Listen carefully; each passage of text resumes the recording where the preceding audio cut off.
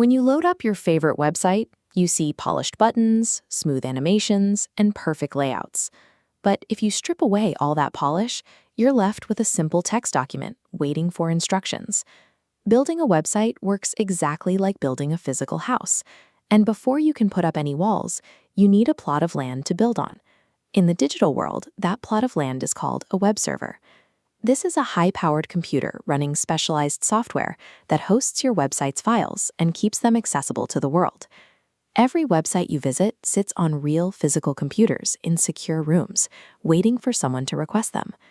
To find your specific plot of land, visitors need an address. Computers use strings of numbers called IP addresses, but because humans prefer words, we use a domain name system, or DNS server. As you can see in this directory, it translates those numbers into friendly names, like google.com. When you type that name, your browser starts a quick search. It checks its own memory first, then asks your local internet provider, and keeps looking through the network until it finds the exact location of your server. Once the browser finds the server, it has to get inside. It does this through invisible doors called software ports. There are specific doors for regular browsing and separate guarded doors for secure, encrypted connections. Without a DNS to guide us to the right address, and these specific doors to let us inside, web servers would be isolated islands of data. Now that we have our land and an address, we can start building the physical structure of our digital house. For that, we use HTML, Hypertext Markup Language. This is the raw brick and mortar of the web. HTML uses commands called tags. Think of tags like boxes holding content.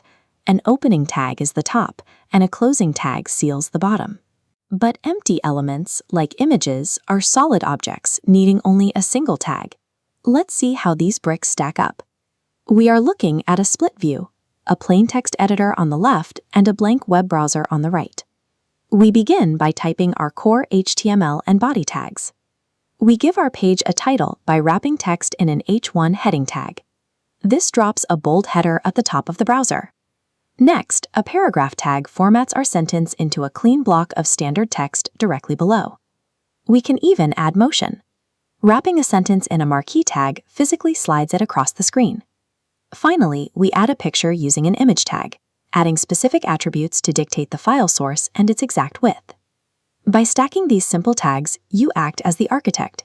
You dictate exactly how the browser builds the web page's physical layout. Our HTML house is structurally sound, but it needs an interior designer. That is where CSS, or Cascading Style Sheets, comes in. CSS acts as the paint and furniture. It adds style rules, changing colors, rounding corners, and swapping fonts in one sweeping motion.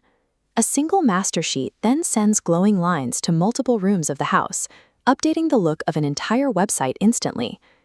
Keeping the physical structure separate from the design allows developers to organize massive websites with thousands of pages without getting overwhelmed. Up to this point, our house is static. The content is fixed in place, like a printed poster.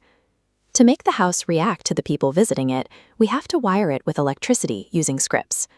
Browser-side scripts like JavaScript run directly on the visitor's computer.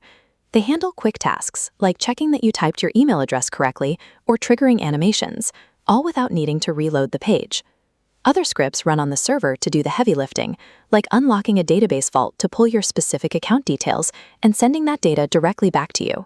Scripts provide the power. They transform a simple text document into a fully interactive web application. Let's review the blueprint. The server is the land. HTML provides the structure. CSS is the paint. And scripts provide the power. You don't need expensive software to get started. A basic text editor and a web browser are the only tools required to pour your foundation. You understand the blueprint. The only thing left to ask is, what kind of digital house are you going to build today?